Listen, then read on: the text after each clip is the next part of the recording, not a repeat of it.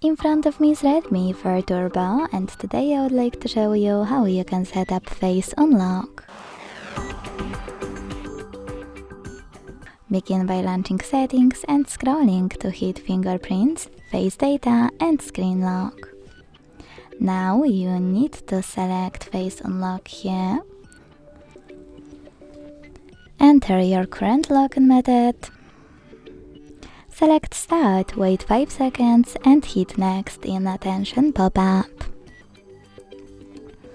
Then keep your face in frame and follow all of the instructions from your screen. Following that, name your face data however you want to, hit Done, manage all of those options and go back. So when I switch off my screen and turn it back on, icons that face unlock is working properly.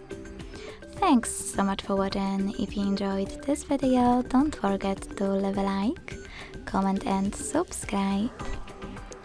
Bye!